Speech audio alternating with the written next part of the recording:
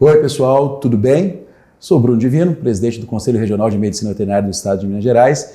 E a gente veio bater um papo diferente hoje aqui. A gente vai aproveitar essa situação aí das lives para a gente conversar um pouquinho sobre a valorização profissional. E eu chamei aqui para conversar com a gente o Marcelo, que é um amigo e é um cara que mudou a minha vida. Marcelo é engenheiro civil, é psicólogo e ele trabalha na capacitação de profissionais da área de saúde para terem alto desempenho nas suas atividades. E foi o que ele fez comigo, e isso mudou radicalmente a minha maneira de trabalhar e enxergar a importância minha como médico veterinário para a sociedade. E aí, Marcelo, vamos começar esse bate-papo? É um prazer. É um prazer estar aqui com vocês, é um prazer falar para vocês e vamos lá. Só lembrando, pessoal, estamos aqui sem máscara porque estamos testados, vacinados e o pessoal que está aqui está todo mundo protegido. Eu também já tive Covid, né? Também. Então está um pouco mais, sua titulação de anticorpos já está lá em cima, né? 7 vezes mais que vacinado, né? Bom, Marcelo, então é o seguinte, qual é a situação que nós enfrentamos hoje na medicina veterinária? Nesses últimos tempos, principalmente na situação da pandemia, os médicos veterinários começaram a ser muito demandados pela sociedade, desde do vírus, né, de ter vindo dos animais, desde a presença, né, das pessoas em casa e com os animais dentro de casa. Isso trouxe uma visão maior para os animais de companhia, para os animais que ficaram ali em volta das pessoas, da mesma forma como a necessidade da manutenção da produção de alimentos para a sociedade. Isso fez com que os médicos veterinários se tornassem muito importantes nesse momento de pandemia. Não que se tornassem, que já somos importantes, mas que essa importância ficou muito evidente. Mas em um determinado momento, quando foram definidos os critérios da vacinação, parte dos médicos veterinários foram excluídos e isso gerou um sentimento muito, muito ruim nos colegas, apesar de toda a dedicação dos colegas terem sido treinados, todos convocados, treinados para fazer o atendimento, até mesmo de pacientes humanos, num determinado momento, o Ministério da Saúde falou, olha, não, vocês não são tão importantes assim, apesar de toda a sociedade entender isso e a gente mostrar isso para a sociedade. E ficou evidente, né, a necessidade de nós, médicos e médicas veterinárias, mostrarmos qual é a nossa real importância. E dos comentários, dos debates, das reuniões que daí surgiram, nós percebemos que nós precisamos melhorar essa comunicação. A gente precisa reforçar para a sociedade e para nós mesmos qual é a nossa importância. E aí eu já vou passar a bola para você.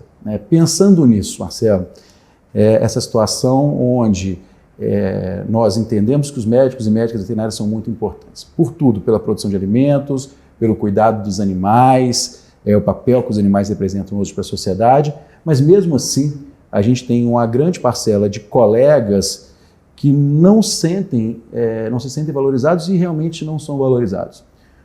Como que você vê, na sua experiência, que seria um caminho aí para a gente trabalhar essa valorização, pensando em todos os colegas e pensando em cada um por si? Me ensina aí, por favor, que eu quero... Vamos ajudar um bocado de colega que a gente está precisando. Bom, eu vejo o seguinte, os profissionais de maneira geral, né? Médicos, dentistas, médicos veterinários, né?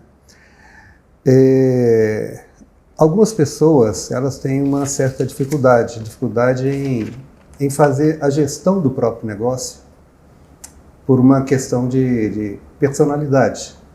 Personalidade considerando que é o que a pessoa vai desenvolvendo ao longo da vida, né? Então, o que nós temos normalmente? A pessoa vai aprendendo ao longo da vida um modo de se comportar, um modo de reagir ao meio, em casa, em aceitar as ordens que recebe às vezes, né? Algumas famílias colocam lá, você não pode dizer não para uma pessoa mais velha e coisa do tipo. E a pessoa vai se adaptando a trabalhar nesse meio que ela vive. Só que depois ela vai para a faculdade, ela vai se formar um veterinário, né? Vai se formar um médico veterinário e vai viver uma outra realidade. E nessa nova realidade, ele vai fazer, normalmente o que vai fazer é gestão do próprio negócio, né? Vai ser vai montar a sua clínica, montar o seu pet shop, vai montar o seu negócio, o seu hospital, e aí ele vai ter que fazer a gestão do próprio negócio. Só que nesse momento ele vai repetir aquilo que ele repetia lá no passado. Ele vai ter dificuldade de dizer não, ele vai ter dificuldade de tomar decisões, e é nessa área que as pessoas vão se dar mal. Médicos veterinários, dentistas, pessoas da área de saúde. São quando elas trazem do seu histórico um modo de se comportar, de fazer a relação com as pessoas, né? E elas acabam tendo dificuldade de dizer não. Então, se o cliente pede um desconto, ele dá o desconto. Se o cliente pede alguma coisa e ele não sabe dizer não, fica difícil de tomar atitude, e aí a pessoa se coloca como objeto do outro. Esse outro pode ser o outro colega, o dono de uma clínica, por exemplo, pode ser o outro cliente, e aí a pessoa tem dificuldade de cobrar o preço justo, ou seja, ela vai ter dificuldade de valorizar o próprio trabalho. E o que eu vejo muito por aí são pessoas que não se valorizam. Então a valorização do profissional, ela deveria partir do próprio profissional. E para fazer isso, é uma coisa que é possível fazer, que é mudar determinadas características que a pessoa traz da sua história de vida. Mas ela deveria de mudar isso para ter uma capacidade de fazer uma gestão melhor do próprio negócio. Por exemplo, você pode colocar uma pessoa para aprender o que deve fazer em termos de marketing, né? Então, você faz um curso, você vai para um determinado lugar, você faz um curso e vai aprender como fazer a gestão. A questão é, você consegue colocar em prática isso que você aprendeu? O que eu vejo muito aí, a pessoa sabe o que tem que fazer, mas o que ela não consegue é colocar em prática aquilo que deve ser feito. Então, o que as pessoas deveriam fazer, no meu entender, seria procurar essa ajuda, uma mudança do modo de se comportar para que seja prazeroso fazer o que deve ser feito. Por exemplo, é um absurdo uma pessoa, por exemplo, dar um preço no seu trabalho em que não se remunera ou não remunera a própria empresa. Trabalhar com prejuízo e o cliente pede desconto e ele dá desconto mesmo assim. Se vocês olharem um profissional da área da medicina veterinária, pensar assim, o salário que você recebe, você deveria de ter um salário no seu negócio. E esse salário seu é um custo para o seu negócio. Então o salário seu seria o quê? Não é o salário pro labore do seu contador, mas o salário que você valeria no mercado para fazer o que você faz. Se você é gestor da sua clínica, quanto deveria de pagar uma pessoa para fazer o que você faz, pelo tempo que você trabalha na sua clínica, para fazer exatamente o que você faz? Quanto seria o seu salário? 5 mil, 10 mil, 20 mil? Quanto seria? Então coloca isso como despesa da sua clínica. Soma isso todas as outras despesas, inclusive os impostos. E aí o que sobra é o lucro real que você tem no seu negócio. E aí se você for bater, Bruno, assim, qual é o lucro que a pessoa vai apurar depois disso? Colocar o salário que ela vale no mercado, ok? E quanto custa a clínica? Vai perceber o seguinte, qual é o lucro que dá o negócio? Às vezes 10%, 15%, às vezes 5%, e muitos de vocês vão chegar à conclusão que não tem lucro. Se você tem um negócio que não é capaz de pagar o valor que você vale no mercado, então você está no subemprego do seu próprio negócio. O que é absurdo, né? Eu ter um negócio que não é capaz de me valorizar.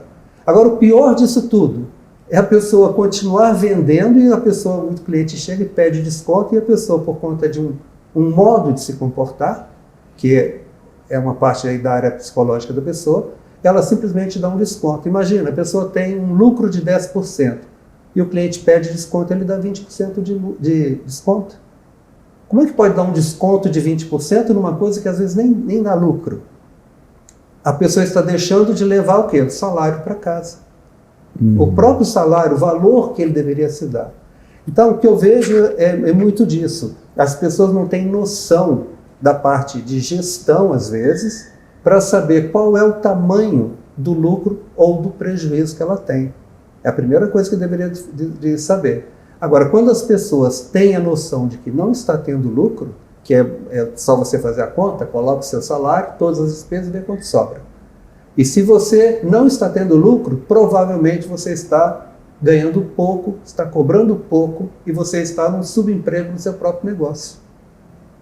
Aí entra a parte de gestão e entra a capacidade da área psicológica da pessoa conseguir fazer o que tem que fazer. Por exemplo, aumentar o seu preço, conquistar mais os clientes, fazer com que o cliente lembre de você e tenha prazer de te indicar de forma espontânea.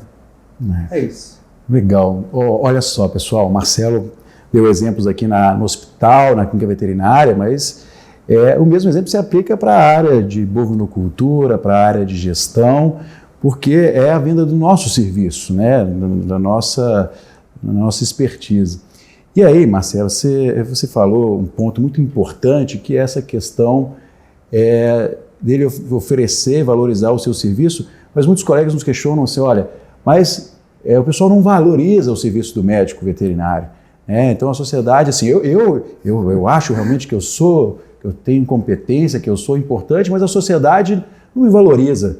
É muito comum, né? Falar assim, olha, aqui na minha cidade, o pessoal não paga um veterinário assim, né? O médico veterinário aqui não é valorizado. Às vezes eles querem trocar por produtos, eles vão trazer uma galinha, eles vão agradecer.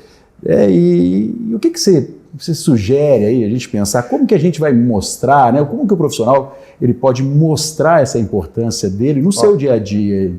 Primeiro, essa argumentação eu escuto de todos os meus clientes que eu faço, eu treino essas pessoas nessa área aí. E a pessoa fala assim, mas a minha cidade, você não conhece a minha cidade é desse tamanhozinho, uma cidade pequena, aqui é diferente. Aí a outra pessoa vem e fala, você não conhece o Nordeste, porque aqui no Nordeste é diferente. Você não conhece aqui no Sul do país, porque no Sul é diferente. Olha, essa conversa, todo mundo repete a mesma coisa. Agora, com certeza, se pega alguns resultados, por exemplo. Imagina, uma pessoa numa cidade pequena do Rio Grande do Sul, com 12 mil habitantes, um caso de um ortodontista, então um dentista. Ele cobra lá um tratamento dentário R$3.000 e ele já era o mais caro da região. O concorrente mais próximo cobrava R$2.100, ok?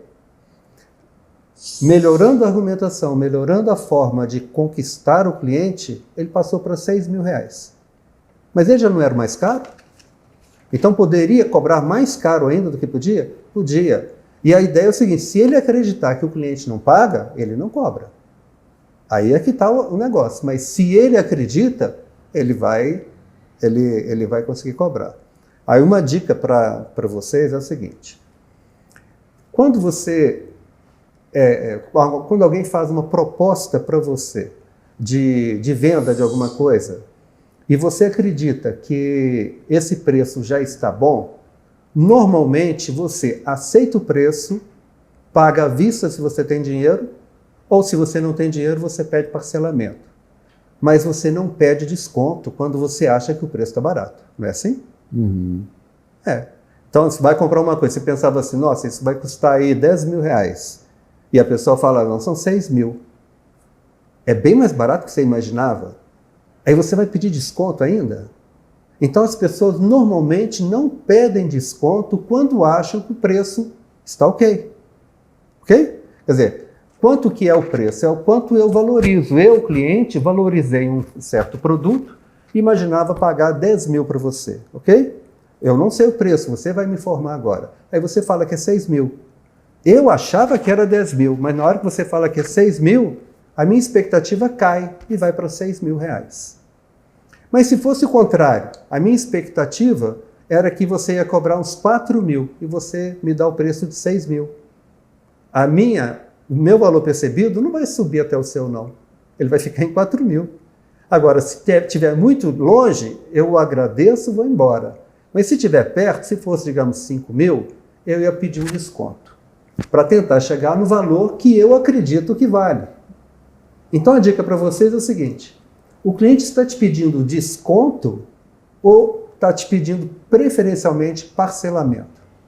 Se o cliente não está pedindo desconto, é provável que o seu preço esteja barato na percepção do seu cliente. E aí uma questão que muita gente pergunta, mas você acha que eu posso cobrar quanto? Eu não sei. Vai depender da sua performance.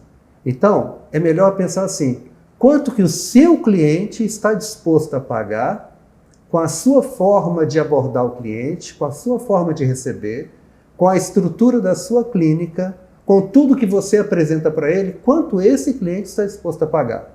E você pode cobrar o máximo que esse cliente estiver disposto a pagar. Então, se o seu cliente não está pedindo desconto, é provável que você tenha um preço barato, percebido como barato pelo seu cliente. Agora, preço barato é uma coisa, preço caro e preço alto e preço baixo.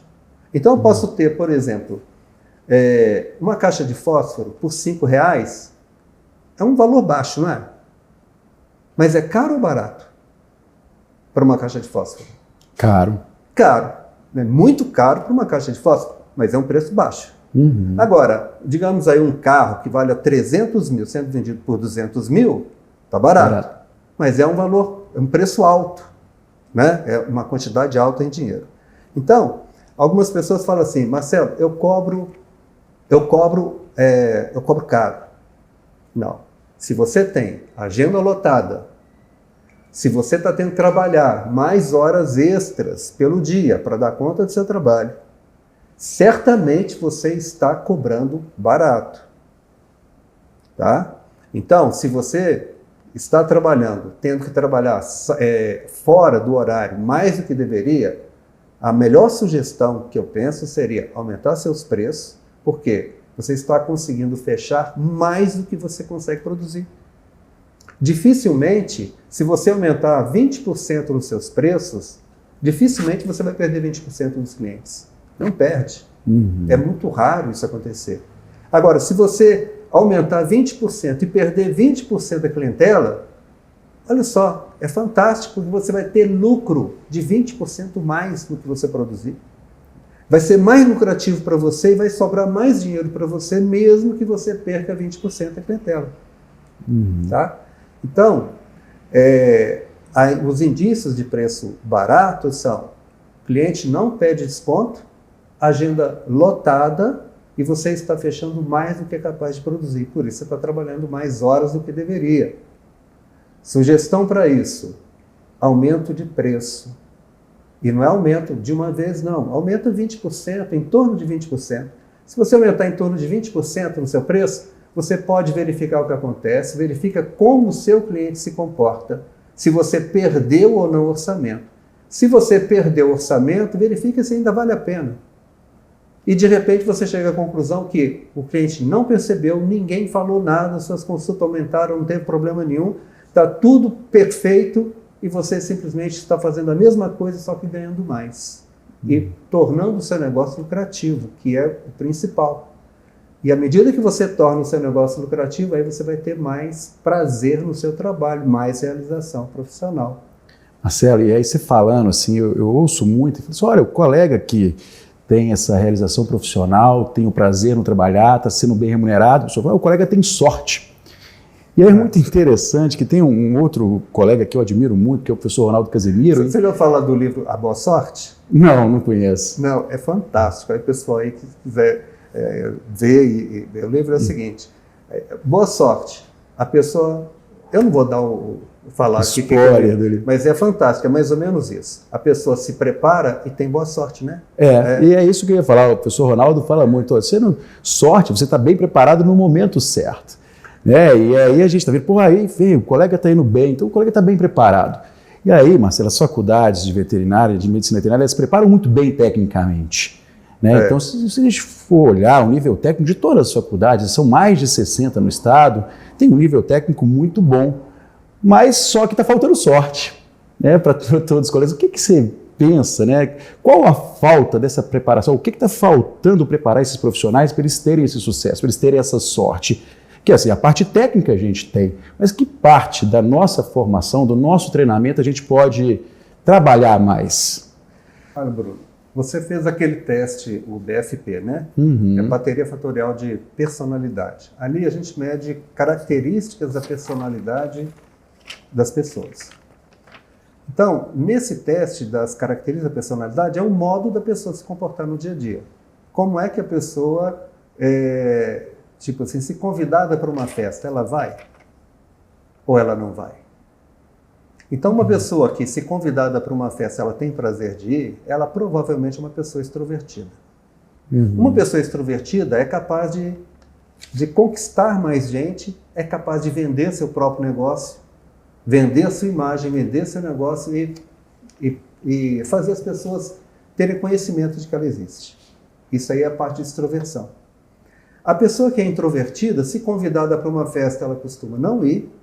Se tiver que falar em público, ela não consegue falar em público. Às vezes tem trava de falar em público. Mas uma pessoa que tem a facilidade de falar em público, ela é capaz de ir para uma palestra, de ir para a rede social, é capaz de se comunicar e vender seu próprio negócio. Então, a extroversão é uma característica da personalidade da pessoa. Se a pessoa não é talhada para isso, imagina, a pessoa tem medo de falar em público, não gosta de falar em público, mas dizem para ela, você tem que chegar e falar em público, você tem que gravar vídeo para a rede social. Aí a pessoa vai gravar vídeo, vai servir alguma coisa? Vai ficar bom? Não vai ficar, porque a pessoa está com medo. Se ela vai apresentar tremendo, vai apresentar mal. É diferente da pessoa ter gosto em fazer aquilo que ela foi fazer. Uhum. Então essas características, elas são passíveis de mudança pela psicologia. E aí é a parte que eu sou psicólogo também, que eu trabalho, que é como fazer com que essas características da personalidade que foram moldadas na pessoa ao longo de uma vida podem ser alteradas para a pessoa ter prazer em fazer aquilo que deve ser feito e para que ela sinta prazer em fazer. Porque não é questão de fazer. Eu acredito que muitos de vocês sabem exatamente o que tem que fazer. Tem que aumentar preço, tem que divulgar mais seu trabalho, tem que frequentar os encontros sociais, divulgar seu trabalho, não é? Uhum. Tem que saber aumentar preço, tem que saber dizer não, tem que saber tomar a atitude certa na hora certa, tem que ter autoestima, né? Tem que saber tratar muito bem o cliente e não pode ser esquentado. Se o cliente reclamou qualquer coisa, o problema veio nervoso, o problema é do cliente, não é seu. Então, se você estiver dentro desses padrões, você está ótimo para fazer a gestão de tudo. A questão é que as pessoas não trazem isso da faculdade. Elas trazem isso da história de vida. E na faculdade não é trabalhado nenhuma dessas características da personalidade.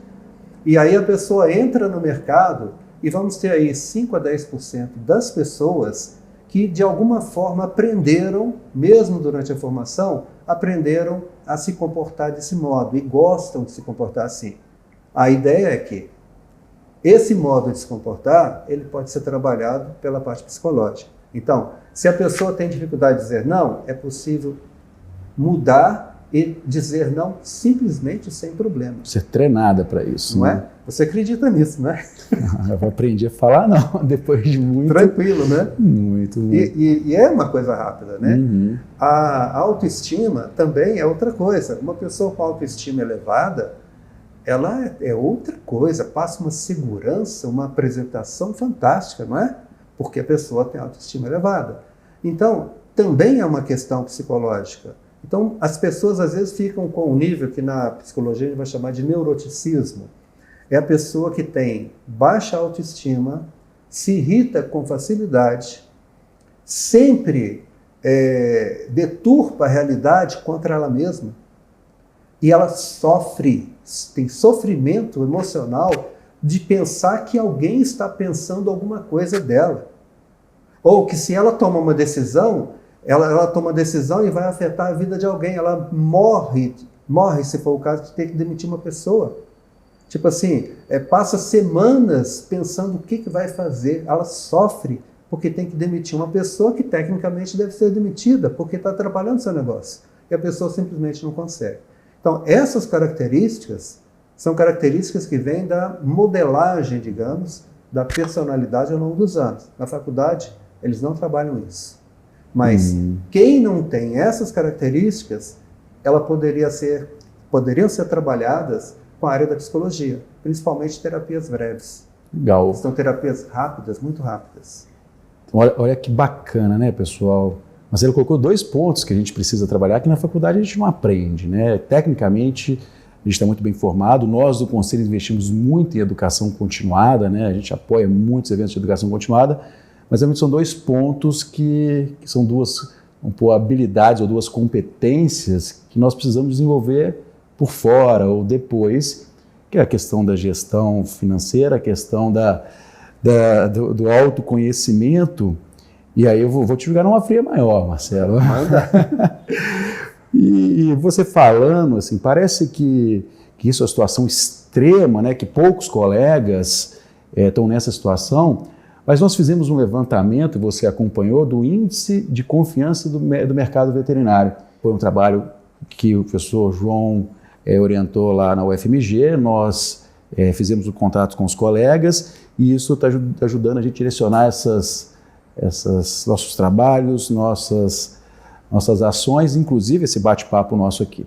E a gente viu naquela pesquisa que 40% dos colegas, eles podem ser considerados que estão em subemprego, né? E aí tem uma situação que agora está cada vez, que agravou-se, né? E vai cada vez mais agravar, que é o mercado cada vez mais exigente, a gente percebe isso. E aí, pensando nisso, né, você já sinalizou 2 caminhos, né? Um caminho para esse número de colegas que é muito grande, que é apagar esse incêndio e muitas vezes buscar um profissional para terapias breves, mas também existe uma questão da formação mais longa, né, de autoconhecimento, uma coisa que foge da característica técnica que a gente sabe fazer muito bem, mas vem essas outras competências emocionais e de gestão da carreira que a gente não sabe. É mais ou menos por aí? Bom, eu vejo, nós temos também a empresa que a gente trabalha com projeto, a Ambiente Amigo, a gente trabalha com projeto para a área de veterinária, né? E o que eu vejo é que os veterinários, na faculdade, por exemplo, os alunos lá da faculdade, parece que eles não valorizam muito ou não acreditam que é possível ganhar muito dinheiro na veterinária. Mas nós trabalhamos com um projeto pelo Brasil inteiro e nós estamos vendo muita gente ganhando muito bem, fazendo a vida e com glamour, com a veterinária. E é possível ganhar dinheiro na veterinária, é possível para todo mundo. A questão é que a valorização ela tem que partir do próprio profissional. É acreditar que é possível. Então, o que está faltando, eu acho que para as pessoas, é acreditar. E uma outra coisa também, que eu acho que o momento ele está a favor disso, que a veterinária teve um aumento, a procura de trabalhos na veterinária aumentou muito nesse período da Covid. Enquanto o pessoal da odontologia, da medicina, caiu bastante, a não ser quem estava trabalhando direto com a Covid, né, médicos, o resto teve parada, 3 meses sem nada. Muita gente parou, fechou o negócio, entrou de férias, mas a veterinária bombou. A veterinária continuou atendendo com um aumento de 50%, até mais. Então houve um aumento muito grande. E se houve aumento, houve também aumento de oferta. Seria um momento de valorização, mas como é que o profissional faz isso se ele tem essa questão do neuroticismo alto, onde ele, por conta do neuroticismo alto, ele se coloca como objeto do outro? Se eu me coloco como objeto seu, o que você me pede eu faço. Aí depende de você me dar ou não alguma condição melhor para o meu trabalho, mas eu não vou pedir, porque eu não tenho condição de fazer isso, porque eu tenho um neuroticismo alto, entendeu? Então, quando a pessoa trazer esse tipo de problema, terapia deve de resolver. Terapia breve, gente, é terapia de poucas sessões, ou poucas horas, ou poucos minutos às vezes, né? Terapia breve funciona muito rápido, não é uma terapia que você vai ficar aí anos e anos na psicologia fazendo. Não, resolve mais rápido. E o que eu vejo é isso, as pessoas têm dificuldade de se valorizar, ou acreditam que o médico veterinário não poderia ter um ganho maior. Imagina, você vai passar 5 anos, né, na faculdade? Pelo menos. Pelo menos 5 anos. Você vai fazer especialidade é mais um tanto. Aí imagina assim, você estudou muito menos que um médico de humanos? Não, talvez um ano menos. Ou talvez você estudou muito mais que isso. Vai ter estudado menos do que um engenheiro? Não, mesma coisa. E por que você não merece um salário que um engenheiro tem, que um médico tem, que uma outra profissional tem? Você merece a mesma quantidade, mas por que não está recebendo? Eu acredito que passe das próprias pessoas. Tem que arrumar a casa por dentro. E a partir das pessoas, valorizar. Agora, é possível trabalhar isso para a pessoa valorizar o próprio trabalho. E é possível também o seu cliente pagar mais pelo seu trabalho. E se houver uma valorização generalizada da medicina veterinária, vai ser favorável para todo mundo, mesmo para os veterinários que trabalham fornecendo o trabalho para uma clínica, por exemplo. Né? Nessa sua fala, Marcelo, eu percebo uma situação muito interessante, né? Vendo como que está o mercado hoje. Né? A gente tem o agronegócio muito aquecido, a produção de alimentos, a gente nunca exportou tanta carne quanto a gente está exportando hoje. Inclusive ficou muito caro aqui. Então a gente tem uma situação, por exemplo, na China, que a produção de suínos ela reduziu drasticamente por causa da peste suína africana. E a gente está numa onda realmente de muito bons ventos, né? E é o momento de nós aproveitarmos isso. É uma preocupação que eu tenho muito, que eu enxergo que se a gente não aproveitar essa boa condição do mercado, a valorização do pet, né? A gente está vendo essa situação. O momento está bom, pela demanda. O momento é agora. Então é muito importante que os colegas tenham essa consciência que tem que prestar o melhor serviço. E o melhor serviço para quem está comprando não é só tecnicamente. Então a gente tem esse conjunto, e aí eu queria que você pudesse tentar fazer um compilado, o que seria um bom serviço? Quando você pensa nos seus profissionais de alta performance, assim, o que seria, senhora, um profissional que ele oferece, quais são as competências que você olha, esse cara, essa colega, essa médica veterinária ou esse médico veterinário é um profissional de alta eficiência. E o que você enxerga? Quais são as características desse profissional para a gente mirar, a gente ter um norte? Então, a parte do marketing nessa área aí é bem claro, a gente percebe demais. Primeiro, no meu trabalho, quando eu treino um profissional para alta performance, eu não treino ele nas competências básicas. Eu não treino um médico na competência de médico, ou um dentista na competência de dentista, ou um veterinário na competência de veterinário. Não é a minha área. Eu sou engenheiro, sou psicólogo. Então, eu vou treinar essa pessoa mais na parte de relação interpessoal. Então, é basicamente assim, se eu conquisto você, Bruno, e eu estiver vendendo um produto, seja ele qual for, pode ser uma calça jeans, pode ser uma consulta, pode ser um pet, pode ser produtos do pet shop, pode ser o que for. Se eu conquisto você, eu consigo fazer com que você valorize o que eu estou vendendo. Você me valoriza e valoriza o que eu estou vendendo. Então, por exemplo, tem um cliente meu que eu falei assim, você está com a agenda lotada. Não está? Estou. Se eu quiser marcar uma consulta com você, em quanto tempo você me atende? Daqui a 2 meses. Então, está com a agenda lotada. De cada 10 propostas que você faz, um tratamento, você fecha quantos? Fecho todos. Imagina assim, que se eu vejo uma calça jeans ali, você vê a mesma calça, você vai valorizá-la de um jeito e eu de outro. Não combinamos nada, você vai imaginar um preço e eu imagino outro. Ou seja, esse profissional, cada cliente ia ser mais ou menos encantado por ele e estariam dispostos a pagar mais ou menos porque está comprando. Mas todos eles compravam serviço. Ou seja, mesmo aquele cliente que valorizava menos aquele profissional, ainda estava pagando preço. Ou seja, ele estava cobrando barato. Mas ele falou assim, não, Marcelo, eu cobro caro. Não, você cobra barato. Não, eu cobro caro. Não, você cobra barato. Marcelo, eu cobro o maior preço de Brasília. E cobra barato. Por quê? Porque mesmo cobrando o maior preço de Brasília, o cliente dele ainda achava barato. Por quê? Porque ele estava mostrando muito valor, valor percebido. O valor percebido, o valor agregado, que a gente trabalha na área do marketing, é de afeto, é parte emocional. Então, quanto mais eu fizer o cliente gostar de mim, mais ele me valoriza meus produtos. E assim, eu tenho clientes, por exemplo, que vendem um produto por R$200 e um ano depois está vendendo por R$1.000. 5 vezes mais, mas é a mesma coisa, Bruno.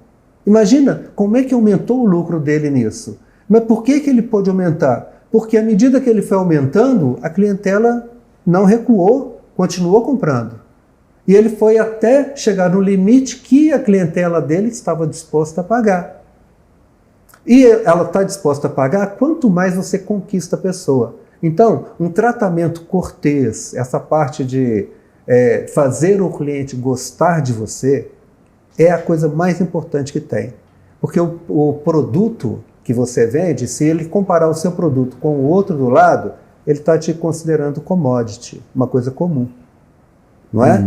Agora, se você consegue ser valorizado na mente da pessoa, ela te trata como um caso especial. Por exemplo, o que é uma commodity? Eu vou comprar ração para minha criação de porcos, tá bom? Eu vou comprar um milho. Aí tem um milho que é mais bonito, grãos maiores. Mas por tonelada é a mesma quantidade de nutriente. Eu vou pagar mais caro aquele milho? Não, eu vou pagar pela tonelada. Tanto faz o milho, não faz a menor diferença para mim. Então, aquilo ali para mim é commodity. Eu vou comprar o que é mais barato. Mas quando eu tenho um afeto por você, uma ligação emocional com você, você não é igual ao outro. E por conta de não ser igual, eu valorizo você de um modo diferente. E a partir daí eu valorizo e vou pagar o preço que eu acredito. E é o que a maioria faz. Por exemplo, você vai numa loja, te atendem mal. Você iria comprar um produto lá e aí você perde a noção de valor, tipo assim, não pagaria nada naquilo. Agora, se você vai num lugar que te tratam muito bem, você paga mais. Então, se uma loja que te atende muito melhor, você paga mais, e uma loja que te atende mal, você compraria o produto por um preço menor ou não pagaria o preço, isso acontece no seu negócio também. Se você fizer a pessoa se sentir bem no seu negócio, ela vai estar disposta a pagar mais. É aí que funciona toda a arte da parte da abordagem do cliente. É fazer com que o cliente valorize tanto o seu passe que você se posiciona na mente dele como um diferente. É como a Coca-Cola. Você vira Coca-Cola em vez de ser Pepsi. Ou Pepsi em vez de ser Tubaína. Né? Então, assim, quanto você se valoriza, esse é posicionamento na mente do cliente. E porque você se posiciona na mente do cliente, o cliente vai estar disposto a pagar mais. Essa é a arte. E principalmente é afeto. É o quanto você conquista o cliente. E aí a grande dica é o seguinte. Bruno, como é que eu faço você gostar de mim? Gerar empatia. Gerar empatia? A proximidade.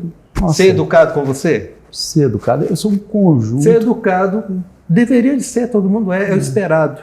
Mas não é aí que vai me fazer gostar. É outra coisa.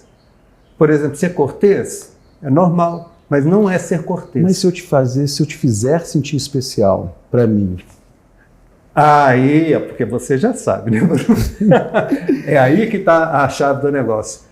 Se eu, conversando com você, fizer você se sentir especial, você associa essa sensação à minha pessoa e você passa a gostar mais de mim. Olha que coisa mais louca. Quanto mais eu fizer você falar de coisas boas da sua vida, mais você vai gostar de mim. Pensa um cliente que gosta muito de você. E certamente você vai saber de um monte de coisa que essa pessoa falou. Se você tem um pet shop, você atende pequenos animais, a pessoa que mais gosta de você, você sabe quase tudo a respeito do animal daquela pessoa, sabe da história da vida dela, sabe o que ela gosta, dos prazeres que ela tem, você sabe tudo. Agora, pega um cliente que não tem muita ligação com você não sabe nada daquilo. Ou seja, deixa a pessoa, faz ela se sentir muito feliz na sua frente e essa pessoa vai te valorizar e vai gostar muito de você. Agora pensa, você, profissional, um cliente que você gosta muito, um cliente que seja para você especial. Provavelmente você contou um monte de coisa que sejam prazerosas da sua vida, coisas boas que você viveu ou coisas que te dão orgulho, você contou para essa pessoa. E na hora que você estava contando para essa pessoa uma coisa que te dava essa sensação de orgulho, de bem-estar, de felicidade, lá no córtex visual dela, era a imagem sua que estava ali. E na hora que aquela pessoa estava tendo aquela sensação tão boa de felicidade, são disparos neurais. A sua imagem na cabeça daquela pessoa são disparos neurais. Então nós temos neurônios disparando com a sua imagem na mente daquela pessoa e temos neurônios disparando uma sensação de felicidade e orgulho. E aí o que o cérebro daquela pessoa faz? Faz uma associação. Agora, você não é só aquela pessoa, é você que são aqueles disparos neurais daquela pessoa mais os disparos neurais da felicidade que ela sentiu. Então, quando a pessoa lembrar de você, ela sente felicidade. Faça a pessoa falar de filho e a pessoa vai ter um pouquinho do carinho de filho por você. Faz a pessoa falar de neto, uma avó falando da neta. Faz ela falar da neta e ela vai transferir um pouco do amor da neta para você. Faz essa pessoa falar do pet dela. Quer ver uma coisa? Chegou o pet, pergunta, há quanto tempo ela tem aquele pet? Como é que chegou na casa? Pergunta sobre as coisas interessantes, bonitinhas, engraçadas ou amorosas que aquele pet fez para aquela pessoa e faça a pessoa se sentir amada pelo pet dela. E ela se sentindo amada e tendo você na frente dela, ela vai associar a sua imagem ao sentimento de amor, de carinho. Na cabeça dela vai ficar o seguinte, você ama aquela pessoa. E a recíproca é verdadeira. Se você fala das coisas que você gosta, você então transfere para aquela pessoa esse sentimento puro de carinho. Aí você vai gostar verdadeiramente daquela pessoa. E aí, gente, não existe aquele faz de conta, não. Sorrir para você por ser simpático. Não, eu vou sorrir porque eu gosto de você, que é diferente. Então, como é que faz para você gostar? Pensa, todo mundo que você gosta muito, você contou as coisas boas da sua vida. Essa é a chave, é a base do relacionamento e como você conquista a pessoa e pode valorizar seu passe. Se você fizer isso, você valoriza o seu passe para o seu cliente e a partir daí você vai perceber que ele deixa de pedir desconto. E cliente que deixa de pedir desconto é sinal de preço barato. Não importa se você tem preço caro. Não importa quanto você cobra. Interessa que para o seu cliente o seu preço é percebido como barato. Se ele não pede desconto, você poderia provavelmente aumentar alguma coisa. Tá? Agora, se ele pede desconto, pode ser que você esteja no limite do que seu público está disposto a pagar. Mas também não é problema não. Sabe o que a gente faz nesse caso? Aumenta a percepção de valor. Entendeu? Entendi. Olha só, Marcelo, você falando aí, o que eu ver se minha interpretação está correta. Se a gente fizer parte da história daquela pessoa, ou daquele empresário, ou de quem for o nosso cliente que a gente estiver oferecendo o nosso serviço, a gente vai conseguir criar esse vínculo afetivo. E que, na verdade, olha que coisa legal, a gente vai fazer um atendimento humanizado. Na veterinária, buscar essa humanização, essa personalização, essa individualização. Então é o que deixa de ser o seguinte, você não é mais um qualquer, você é diferenciado.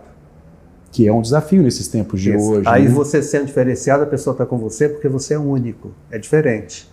Quando a pessoa te troca, aqui é mais barato do que o outro, simplesmente não está percebendo o valor do seu trabalho. Você é simplesmente uma commodity, você não tem nada mais para oferecer à pessoa, é apenas um comum. Mas quando você é diferenciado, aí sim, é diferente.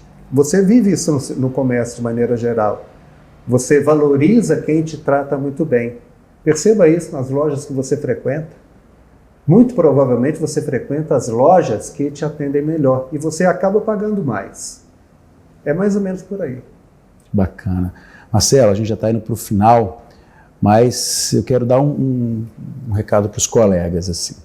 Como eu falei, né, essa pesquisa que nós fizemos, o índice de confiança do mercado médico veterinário, tem colegas que estão numa situação muito ruim, né, colegas que têm esse neuroticismo muito alto, que estão em situações realmente que têm um abalo psicológico, financeiro.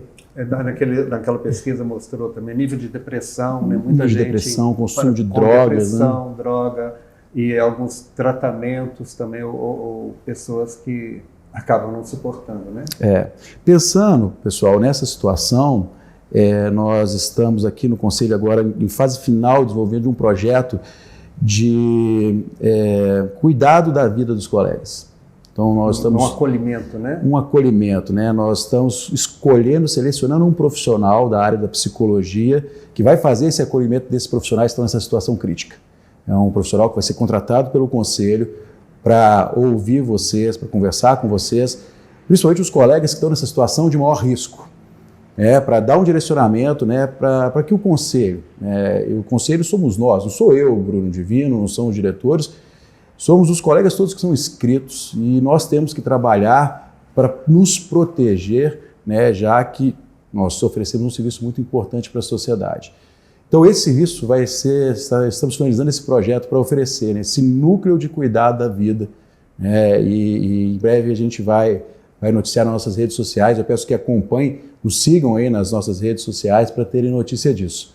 E por outro lado, né, o que o Marcelo falou, uma coisa que está muito em moda, né, essas soft skills, essas competências emocionais, é um ponto que a gente precisa aprender a trabalhar. Né? A gente, em todas as áreas, se a gente fizer parte da história dos nossos clientes, dos tutores, e a gente tem que trabalhar isso é trabalhado, né? Isso não é sorte, isso não é feeling, isso é trabalhado. É um caminho que a gente tem que buscar, né, Marcelo? Uma coisa, Divino, olha, quando, por exemplo, se você, um profissional que tenha muita indicação, quer dizer, recebe muita indicação de cliente, é provável que esteja fazendo tudo certo no acolhimento desse cliente que chega até a sua clínica. Agora, se você não tem muita indicação de cliente, é provável que você não está gerando na mente do cliente essas sensações boas, esses prazeres de falar de coisa boa da vida. Então, se você não tem muita indicação, procura ver o que está acontecendo na relação com o seu cliente do dia a dia. Provavelmente tem uma falha aí. Seria dedicar mais tempo a conversar com a pessoa e fazer a pessoa se sentir feliz na sua frente. Então isso daí é provável de aumentar a quantidade de indicação que chega para você. Porque uma pessoa, para lembrar de você em alguma situação, por exemplo, eu vou na sua clínica e você me faz falar das coisas boas da minha vida e eu crio um vínculo afetivo com você. Eu saio dali, eu estou na casa do meu irmão e o meu irmão fala alguma coisa a respeito do pet dele. Eu imediatamente me lembro de você, porque lembrar de você me causa aquela sensação boa. Então me dá prazer lembrar de você. E aí, espontaneamente e de forma ativa, eu indico o meu irmão para você. E indico o meu vizinho, indico um monte de gente. Mas se não houve esse ganho nessa relação, você não gerou em mim esse afeto, eu posso me lembrar ou não de você. Então meu irmão fala a mesma coisa, mas eu não me lembro. Por quê? Lembrar de você é indiferente para mim. Por quê? Porque você foi só o padrão para mim. Agora, se por acaso, em algum momento na sua clínica, eu fui destratado, meu pet foi maltratado, aconteceu alguma coisa e mudou o meu humor, lá na sua clínica, eu vou gravar isso daí associando a sua imagem. E aí o meu inconsciente vai bloquear a minha mente e vai impedir que eu me lembre de você. Daí o meu irmão fala do problema do pet dele, eu escuto, mas não me lembro. O meu inconsciente bloqueia e não me deixa lembrar de você. E aí eu não te indico. E é assim que acontece na vida aí normal. Quando você investe em conquistar a pessoa, em ter um melhor relacionamento com o seu cliente, você ganha nessa parte aí, você tem mais indicações e chegam mais clientes, e chegando mais clientes você pode inclusive cobrar mais quando você começa a passar do limite do que seria o seu trabalho normal. Toda vez que a demanda aumenta, você tem a possibilidade de aumentar o seu preço e fazer a retenção da demanda em função de preço, que é quando você aumenta o seu lucro. Maravilhoso, Marcelo. Então, pessoal, chegou essa hora. Muito obrigado por estarem aqui conosco, participar desse bate-papo, acompanhar. A gente está muito preocupado com como estão andando as coisas e por isso a gente está aqui, né? Contem conosco para tudo, assim, né? Para situações boas, situações ruins. O conselho não sou eu, somos todos nós. E eu quero agradecer aqui o Marcelo, né, que ter a disponibilidade de tempo, bater esse papo que foi super bacana. Agradecer a equipe que está aqui junto conosco, todos os colegas que se empenham no dia a dia aqui do Conselho para a gente trazer o que a gente consegue de melhor e a gente busca cada dia mais o melhor para os nossos colegas. Marcelo, muito obrigado, pessoal. E estamos aí para o que for preciso. Bom, eu que agradeço a ideia aqui da nossa conversa, foi muito bom, gostei bastante. Agradeço a vocês que estão assistindo e um conselho para vocês é o seguinte: uma das coisas que a gente estava vendo, né, pessoas que tentam na profissão, mas não conseguem uma remuneração digna para o trabalho e acabam desistindo da profissão. E é um absurdo a pessoa passar 5 anos na faculdade, passar mais um tempo de especialização e acabar não conseguindo ter um resultado financeiro que mantenha a pessoa no trabalho. E é dizer para você o seguinte: é possível você ter muito sucesso na profissão que vocês escolheram, na profissão que de repente a família ajudou você a formar, e é possível você ter sucesso na medicina veterinária. Conheço muito caso de sucesso, tem muita gente tendo sucesso, e o sucesso está ao alcance de cada um de vocês. Às vezes, é só uma questão de pequenos ajustes nessa questão do modo de se comportar ou de valorizar o seu próprio trabalho. A valorização do seu trabalho é o ponto principal para você ter sucesso. É isso.